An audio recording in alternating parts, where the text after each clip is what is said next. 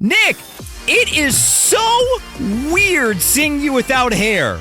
You get used to it. Well, what's crazy is, that's how we were kind of used to you a long time ago, because you've always pretty much had short hair. Yeah, it's been like this for like the first 6 years of my career. I had all different haircuts, and now I was like, I don't have time for this. Just take it off. Same. That's the only reason that I shave mine too. But I was telling you, when you're here in Florida, I could have totally done that for you. Next time you can do it. I'll leave some hair for when. Actually, I'm coming to Orlando to EDC. Exactly, that's what I'm saying. So, Yeah. so I'll bring my razors and Bring your razor. and we'll do it. Let's do it. We'll do it on stage while I'm DJing. I'll try not to move too much. Oh my God, that is next level.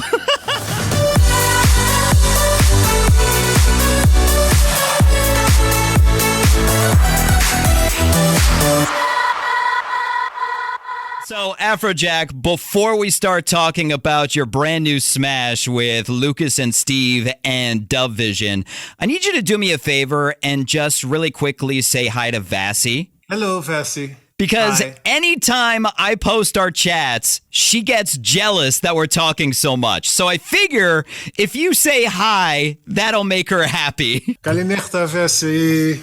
Tikani Skala is Greek. She's from Greece. Yeah, I think she's from Greece. Yeah, Not she from is, Cyprus, but that's I'm not sure. fair. I don't know what you're saying. It's okay. Don't worry about Malacca. Great. Afrojack, welcome back to America's Dance 30. It's so great seeing you, man. Good to be back. Good to be back. Now, can I tell you how happy I am to see how happy you are doing live shows again? I'm very happy to see you. Happy to see me happy. So No, it's great to be back. what was your first festival back? My first festival back was Electric Love in Austria, and then that was like 10,000 people, and then I did Untold Romania, and that was like 50,000 or something. I don't know. That was insane. It was like in the beginning I was so hyped, and then after like 10 minutes of DJing, like the pressure sets in of playing the next record and making sure it's the right record, or being nervous about playing an ID. Back to the old school. It's like completely back to normal. Everything we talked about over the last 2 years about how it's so weird and there's birds and there's all this normal is gone. Back to crazy. How long into the set did you finally get comfortable again as Afrojack in front of 50,000 people? I got comfortable for the first record. Like from the first record, I was in it.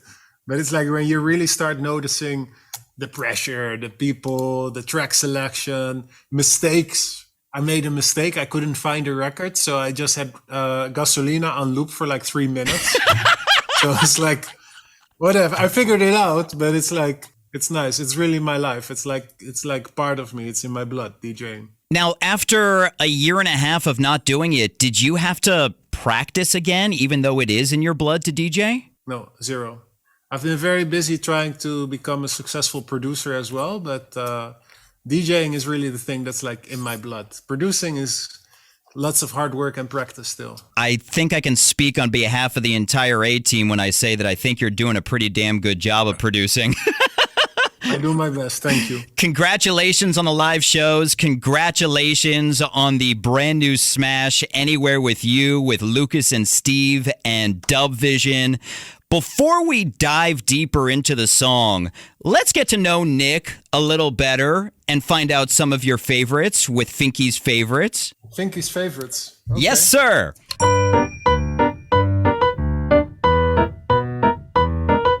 So we were talking about possibly going to Disney World when you're here in Florida. What's one of your favorite rides, either at Disney or any amusement park? Any of the rides in Six Flags. I went to Magic Mountain and the roller coaster there are like next level. You have one in Universal Orlando, Universal Studios, next to Disneyland. Yep. I don't remember the name, but it was crazy. And one of the coolest things you have the fake Harry Potter world with the castle. And they built it in such a way, it looks gigantic until you get close and you see it's actually for tiny people. I don't know how to say it. It's like, it looks like fake. It's tiny, but it looks from far away. It looks like the real thing. But it's incredible how they did it with all the snow caps and everything on the buildings, right? Yeah, it's amazing. Yeah, the entire world. I really love the Harry Potter world. Well, we'll definitely have to hit that up when you're in town. Now, your wife, Elettra, is a famous Italian singer who actually just released her EP earlier this year. And congratulations on the 1-year anniversary. Yeah, thank you. What is your favorite? favorite? Funny because we know everything about each other personally, but like musically, we're like in two completely separate worlds. Really? What's like, her favorite type of music? About, like, oh, my new song is out. Oh, my new EP is out. It's just like, what are you doing? I'm working. I have a new song that's out. Completely two separate worlds. I mean, opposites do attract. Bro, you don't know. She loves reggaeton. Like her whole life is reggaeton. Like sometimes she's listening to these like reggaeton guys. And I'm like, who's that guy?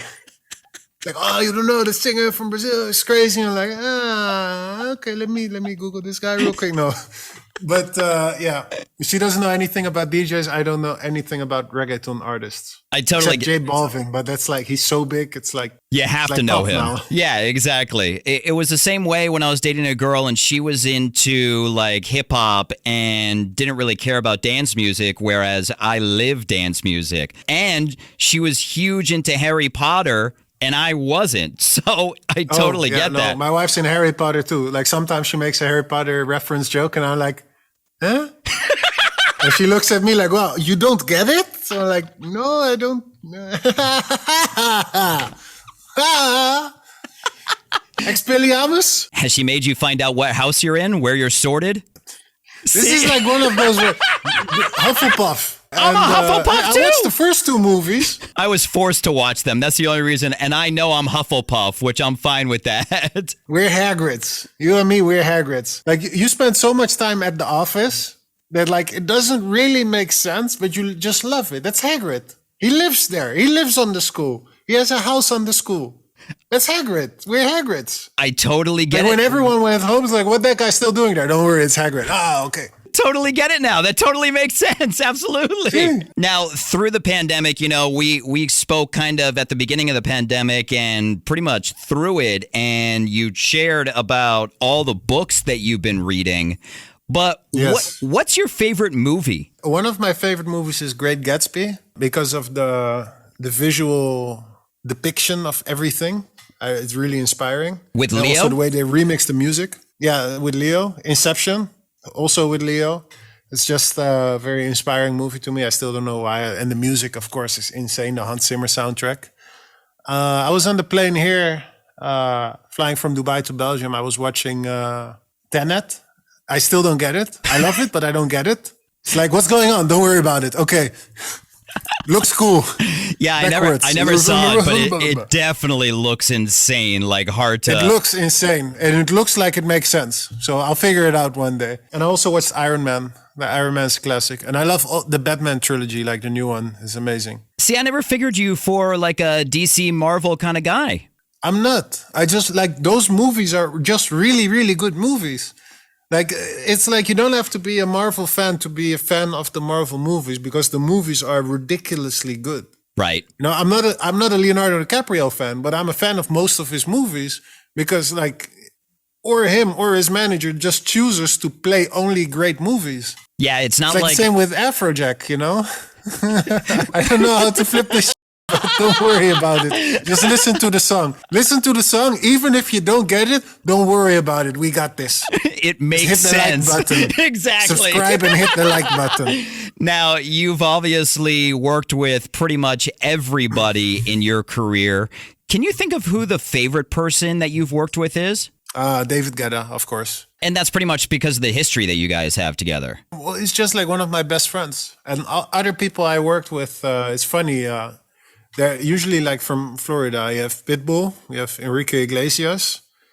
There's these new guys I just started working with, Black V-Neck, who are two amazing upcoming house DJs. They're crushing it right now. It's a pleasure to work with them. Lil Jon is great, but he's from Atlanta, I think. Yep. You know who's really nice? I never really worked with them professionally, like on a collab basis, but Chainsmokers. They're really nice guys. They're like really genuine, nice, good-hearted guys. Yeah, we had a chance to bring them in. I think it was when Selfie was blowing up, and that was my first time meeting Alex and Drew, and they were just awesome dudes to hang out with. I mean, just very down-to-earth guys. We were also talking about how pretty much at the beginning of the pandemic, you bought every single Lego set just to keep busy during the pandemic. Do you have a favorite Lego set that you bought? Anything Lego City. I just remember when I was a kid, I always wanted to build like a full-on Lego City. Never really got to it though. I built the fire department and the police department and the bank, main things of the city. Right. And the robbers. I also built the robbers hideout. Should have started with that though before I built the police station. It didn't work out. Now, I don't want to call anybody out or get anybody in trouble, but I still haven't gotten my autographed Afrojack Lego set. I'm just saying. I'm just saying. Rose, write that down, please. I cannot keep forgetting that. You know what's terrible though? Because like everyone knows I love Legos. So when they give me birthday gifts, they give me Legos. But that's great when you have like a million unfinished Legos. And my mom gave me Legos. My manager gave me Legos. I had a friend that stayed at my house for some days. He's like, oh, let me give him a gift. Here's some Legos. It's like, okay, 1,000,001, 1,000,002, and 1,000,003. But then, because it's a gift, you're forced to build it. So now I'm forced to unpack it and enjoy it. And I cannot complain because it's a gift. Consider this a public service announcement, though. Do not get Afrojack any more Lego for gifts. Please. Put that out there now. Finally, in honor of your newest smash, Anywhere With You, with Lucas and Steve and DubVision, what's your favorite Afrojack song? Oof. I think, well, you know, when I do an America interview, like, of course, you're Brian and I'm Nick, but when I do any American interview, I have to say Take Over Control.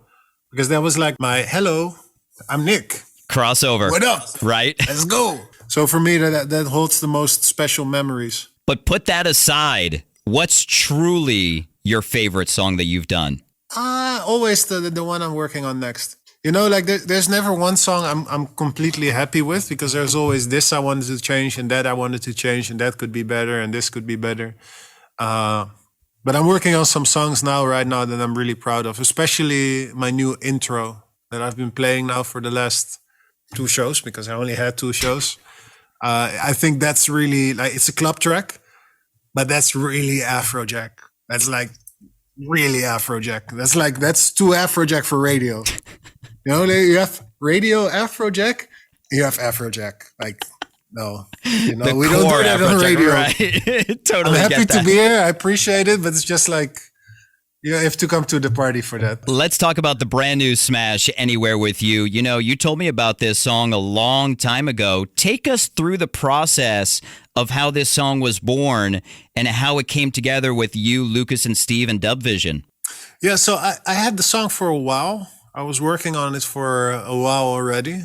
I couldn't figure it out. This was already back in Dubai. And then I thought like, this just sounds like a DubVision big epic type of record. It sounds like the record they should have had already. So I made a basic idea. I sent it to them. And then I'm like executive producer giving voice notes of no, do ba ba ba ba ba and do this and do that. Because I was too lazy to do it myself. But also, like, no disrespect, like, I cannot do it like them. Like, they have a certain progressive sound that's unbeatable. So then we had it, like, almost done. And then I felt it could use a little bit more pop flavor, a little bit more recognizable for radio, like to make a real radio song out of it. And Spinning also is my distributor right now. And Lucas and Steve is also signed with Spinning. So they said, how about Lucas and Steve? I'm like, oh, okay, these are nice guys. Never worked with them, never really met them or whatever. But like, you know, let's try it out. And I sent it to them and they got super excited. And they made like so many add-ons with guitars and background vocal chops and all types of things. It's like, wow, that's dope. But I think it's a bit much. So send me back the stems and I'll figure it out. Bro, they sent me like 80 stems additional. Like, it was ridiculous. I was like, bro, okay, put some things in like together and then send me some parts and I'll figure it out from there. And then they still send me like 30 stems. And then I called DubVision. I'm like, yo, you want to work on some stems? So Yeah, I did. I was not too involved in the hands-on production on this, only in the beginning. But I'm really, I feel really lucky to work with these super talented guys because these guys are like the king of melodies. You know, DubVision has been creating anthems for so long. Lucas and Steve has been creating some great records. So for me to be able to work together with them is just an honor and lots of fun. You know, it's fun not to be the one to be on the buttons and do everything and make every note perfect because, like, you know me, I'm a perfectionist. I'm never done. Even with this record, I was never done. I think if we're gonna look in the groups app, it's gonna look like very sad. Like, hey guys, check this out. Like, no, that's not how you do it. You do it like this. Ah, okay. How about this? No. I don't know if those were my proudest moments. No, we're good. It was fun. It was definitely a very, very big part their work. They really touched the buttons on this one. Now, I think I read in a press release for the song that you kind of fell in love with the song, like initially with the demo that you got. Yo, Tonino Special, the original writer, like the piano and the vocal was there. It was like ready to go. It's just like, produce it. I'm a producer. Let me produce. DubVision, you want some production? Yeah, I'll do some production. It's like, you know, you're having a conversation with a group of friends and everyone adds to the conversation. That's what happened with this song. That makes me so excited to hear like an acoustic version of it once it finally gets out. We're working on the acoustic version. Yeah, I can't wait to hear that because we've talked about this in the past, almost exactly like Hero. You know, the stripped down versions are just so amazing. Which, P.S., by the way, let me show you some love because I know you don't like to, you know, kind of put yourself out there as the ideas, but it was totally your idea to have Lux Tides doing the stripped down mix that she did for us to kind of show everybody how amazing of a vocalist she is. Well, yeah, she's a great vocalist. I just wanted to give her the positioning because the focus from the label was like, okay, it's the new Afrojack, big single, Afrojack, David Guetta, no one can feature. It's like, that was the situation. But I thought like, yo, she helped us. She was super relaxed to work with. Her management was amazing. Everyone was super nice. So I said like, yo, like we have to give her something to like show the world. So we supported her on social media and then gave her the acoustic version to try to show her to the world. She killed it in the acoustic version. Now, we've talked about how many songs you're actually working on at a time. How many projects do you really have going right now? I think I have like 15 songs I'm working on. I think I'm gonna, here's the exclusive. I think I'm gonna do an album. But it's difficult because labels don't want to do albums and distributors don't want to do albums. Publishers don't want to do albums because it's a waste of songs. But I like, as an artist, I think we have to create like an experience. So I really want to make an album. And I'm working on these songs. And there's like 3 I'm on right now that I'm like, oh my God, these songs are amazing. Like, you got to hear this. But they're not finished yet. They're not perfect. We're at like version 20 of one record now or something. Oh my God. You don't know me. Like when I'm in the studio, you don't know me. Now, when you have that many open projects, do you bounce back and forth with them or do you concentrate on one, try to get it done, and then move on to the next? No, I like to switch in between back and forth because I think there's a certain, like part is creativity for the initial idea. And then to figure that out, how to turn it into the right product, that's science. It's experience, it's practice, it's knowledge. So when you have the great idea, like say, for example, Tonino Special with Anywhere, to execute the exact production that serves the idea the best, that's like a lot of work. And like like I said, like I'm rarely happy immediately because when I make a drop, like the drop could be better. Same with Bang Duck, Take Over Control. That was not the first drop. Bundy Floor, Major Lazer, Girls Run the World, Beyonce was not the first drop. Give Me Everything was not the first drop. It was like the 20th. Before I came up with that idea, I had to do 20 different ones that told me, no, Nick, you suck. You should do better. And then at one point you get one and it's like, yeah. It needs to be so good that I'm going to go like, oh my God, I need to call someone and play this. And who's the person that says to you, okay, this is enough. You don't need a 21st version of this? There's only one guy that can convince me of this blindly, and that's Lutfi, my manager. He was my tour manager for 10 years, and now he's my manager for like 2 years. And this is like the only guy that can tell me, Nick, don't touch that, it's done. And I'm like, oh, well, if you say so. He makes the deals, you know, so if he says it's good, you should probably listen to him. Yeah, exactly. Well, congratulations on the new smash, Anywhere With You, with Lucas and Steve and DubVision. It's great chatting with you as always. And thank you for doing it when you just got back from vacation. How was your vacation? It was good. It was funny as like, can I say Can you say on radio? Yeah, of course you can. Or you bleep it. I'll take it out. So it was the funniest thing. We went to Maldives, me and my wife, for our 1-year anniversary. And it was thunderstorming. There were thunderstorms. So we only went for 3 days because we have a lot of work to do. And thunderstorms. So we land in Maldives on the main island, and then you have to go on a little seaplane. So the sun was shining. Like, wow, the weather said it was going to rain, but it's sunshine. And the closer we got to our island, not a private island, by the way, it's like a resort. But the closer we got to the resort, the more thunderclouds were coming in and stuff. And then we landed, and it was like storming, raining, everything. And it was fun. I went diving for the first time in a thunderstorm on the waves. It was crazy. I loved it. I love how you build up to this, saying that thunderstorms. Then you go, it was fun. It's amazing. No, but it's amazing. It's a special experience. You know, you always see all these people go to the Bahamas, take these pictures. Look at me in the sun in the bikini. Like, no, you don't see thunderstorms in these places. Or you see thunderstorms and people are like, oh, thunderstorm. I like thunderstorms. It's cool. You ever go in a pool in the rain? That's what I was going to say. You remember It's as a child how much fun it was to go out in the rain and just run around in the rain? Now as adults, we're like, whoa, no, I can't touch rain. It's going to melt me. I don't want to get wet. What about my clothes? What about my hair? It's going to affect my hair. What about my Instagram? Exactly. I do have to say, of course, like I'm in a very lucky position, and my wife too, that it doesn't really matter for us if the sun is shining on our Instagram. I can understand, like, when you have can you imagine, like, you're working your ass off for 3 years to finally go on vacation and it's raining. Yeah, I'd be pissed off. I totally get it. It's absolutely. For us, the sun is always shining, so la-di-da-di-da, you know. Anywhere. We can always go anywhere with you. Afrojack, it is always so awesome catching up with you. Thank you for your time on America's Dance 30. Thank you for having me.